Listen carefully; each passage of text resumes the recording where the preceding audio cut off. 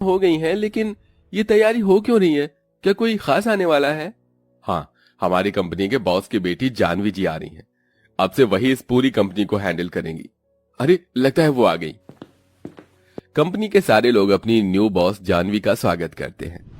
Hello, मेरा नाम है जानवी और अब से मैं ही कंपनी को हैंडल करूंगी। पुराने रिकॉर्ड से मुझे पता चला है कि हमारी कंपनी में पिछले कई सालों से काफी लॉस हुआ है, इसलिए अब आप सबको खूब मेहनत करनी होगी और इस लॉस को रिकवर करना होगा।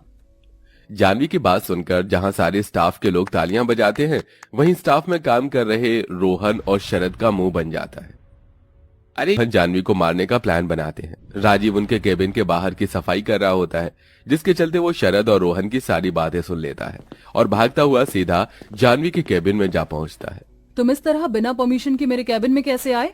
राजीव जानवी को सारी बात बताता है, जिसे सुनकर जानवी को यकीन तो नहीं होता, लेकिन वो फिर भी पुलिस को कांटेक्ट कर लेती है। वहीं शरद और रोहन जैसे ही जानवी को मारने के लिए उसके कमरे में आते हैं, तो पुलिस उन्हें पकड़ लेती है और सीधा जेल में ले जाती है। राजीव, तुम्हारा बहुत बहुत शुक्रिया। अगर तुम ना होते तो शायद आज वो लोग मुझे मार ही देते। ये आप कैसी बातें कर रही हैं?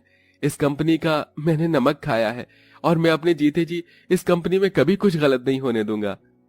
कहने को राजीव इतनी बड़ी कंपनी में सिर्फ एक मामूली पियून था, लेकिन उसकी बातें सुन जानवी उससे काफी इंप्रेस हो जाती है, जिसके चलते अब दोनों में काफी अच्छी दोस्ती हो जाती है और यही दोस्ती सिर्फ कुछ महीनों में प्यार के रिश्ते में बदल जाती है। जानवी राजीव से शादी करना चाहती थी, इसलिए वो अपने माता पिता को राजीव के बारे में बताती है।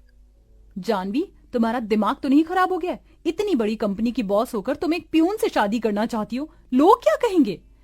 लोग क्या कहेंगे मुझे इससे कोई मतलब नहीं है। मैं राजीव से प्यार करती हूँ और उसी से ही शादी करूंगी।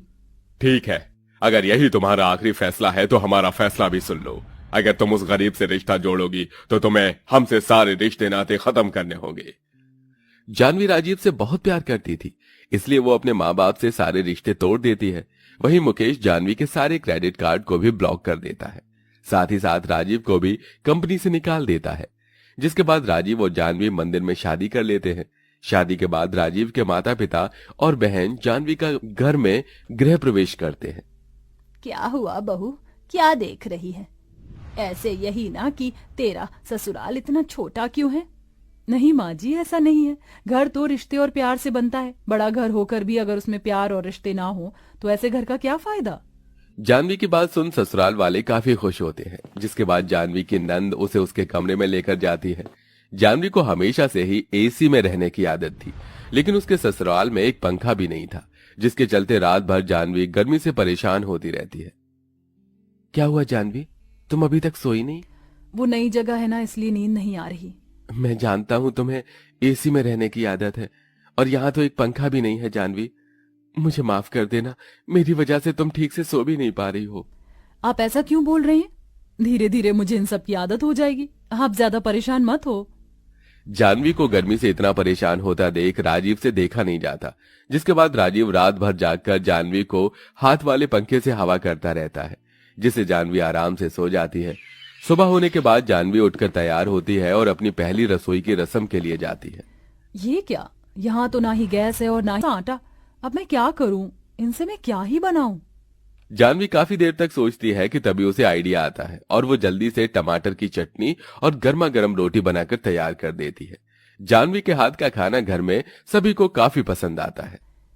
बहू, ऐसी टमाटर की चटनी तो मैं अभी नहीं बना पाती जैसे तूने बनाई है। हाँ भाभी, हमें नहीं पता था कि आप इतना अच्छा खाना बनाती हो और मुझे तो यकीन ही नहीं हो रहा कि आपने चूल्हे पर खाना बनाया है। सभी लोग जानवी की काफी तारीफ करते हैं। वहीं जगन शगुन के तौर पर जानवी को 20 रुपए देता है, जिसे लेकर जानवी आशीर्वाद लेती है और जानवी को उसके ससुराल में बेटी की तरह ही प्यार मिल रहा था। लेकिन बढ़ती गर्मी के चलते उसकी हालत काफी ज्यादा खराब हो चुकी थी। बहुत प्यास लग रही है। शादी से पहले हर गर्मी के मौसम में माँ मेरे लिए तरह तरह की जूस बनाया करती थी, लेकिन अब तो इस मटके के पानी का ही सहारा है। जानवी मटके का पानी लेकर जैसे ही पीती है तो एकदम से उसके हाथ से गिलास छूट जाता है, जिसकी आवाज सुनकर सरस्वती आ जाती है। क्या हुआ बहू, तू ठीक तो है ना? कुछ नहीं माँ जी, वो गर्मी की वजह से मटके का पानी भी गर्म हो गया था तो एकदम से ग्लास छूट गया। अपनी बहू की बात सुन सरस्वती को उसके लिए काफी दुख तो होता है, लेकिन अपनी गरीबी के चलते सरस्वती उसके लिए कुछ नहीं कर पाती। बढ़ती गर्मी के चलते अब धीरे धीरे जानवी हाथ पैरों पर गर्मी के दाने निकल आते हैं। बहुत जलन हो रही है। गर्मी के दाने की वजह से जानवी को काफी तकलीफ होती है। तभी जानवी अचानक बेहोश हो जाती है, जिसे देख सारा परिवार काफी परेशान होता है। राजीव जल्दी से डॉक्टर को बुलाता है। डॉक्टर के चेकअप करने पर घर में सबको पता चलता है कि जानवी पेट से है। जानवी की लेकिन कैसे बहू? माँ जी, आपने ही तो कहा था ना कि मैं खाना अच्छा बनाती हूँ, तो मैं सोच रही थी कि मैं समोसे और पकौड़े की रेडी खोल लेती हूँ। ज्यादा मेहनत भी नहीं लगेगी और कमाई भी अच्छी खासी हो जाएगी। जानवी की बात सुन राजीव अपने दोस्तों से कुछ पैसे उधार मांग कर आता है। एक किराए पर ठेला लेकर जानवी को समोसे पकौड़े की रेडी खोल देता है और अब जानवी कड़ी धूप में समोसे बेचती है। इतनी गर्मी में गर्भवती अवस्था में खुद को इतना परेशान देख जानवी को अपने बीते कल की याद आने लगती है। बेटा, थोड़ा सा और पी लो। पहले ही आपने इतने सारे फ्रूट्स खिला दिए और अभी जूस। ये सब तुम्हें गर्मी में हाइड्रेटेड रखेंगे। तुम्हें पता है ना कि गर्मी में तुम्हारी तबीयत कितनी जल्दी खराब होती है। अपने बीते पल को याद करते हुए जानवी की आंखों में आंसू आ जाते हैं। तभी उसके सामने से एक बड़ी सी गाड़ी गुजरती है। उस गाड़ी में कोई और नहीं बल्कि उसके माता पिता होते हैं। अपनी बेटी को गर्भवती हालत में धूप में समोसे बेचते हुए देख मुकेश और मेघना की आंखों में आंसू आ जाते हैं। ये हमारी बेटी की क्या हालत हो गई है। सुनिए जी, मुझे मेरी बेटी के पास ले चलिए। मैं उसे अब ऐसी तकलीफ में और नहीं देख सकती। अगले दिन होते ही मेघना और मुकेश सीधा जानवी के ससुराल पहुंचते हैं, जहां वो देखते हैं कि जानवी की सास और नंद जानवी के हाथ पैरों की मालिश कर रहे हैं। बहू, तुझे इतनी धूप में समोसे बेचने की क्या जरूरत है? तू कहे तो मैं और राशि ये काम कर लेते हैं। माँ बिल्कुल ठीक कह रही है। आपने अपनी हालत देखिए। चलिए अब जल्दी से ये दूध पी लो, आपको फिर दवाई भी खानी है। अपनी बेटी की सास और नंद को अपनी बेटी का इतना ख्याल रखता देख मुकेश और मेघना काफी खुश होते हैं। तभी जानवी की नजर अपने माता पिता पर जाती है, जिनको देखकर वो बहुत खुश होती है। पापा, आप लोग आ गए? हाँ मेरी बच्ची, कैसी है तू? तुझे पता है तेरे जाने के बाद हमने तुझे कितना याद किया। माँ, पापा, मैंने भी आप दोनों को बहुत याद किया। जानवी अपने माँ बाप से गले मिलकर खूब रोती है, जिसके बाद जानवी अपनी नंद के साथ मिलकर चूल्हे पर अपने माँ बाप के लिए खीर बनाती है। अपनी बेटी को इतनी गर्मी में चूल्हे पर खाना बनाता देख मुकेश और मेघना की आंखों में आंसू आ जाते हैं।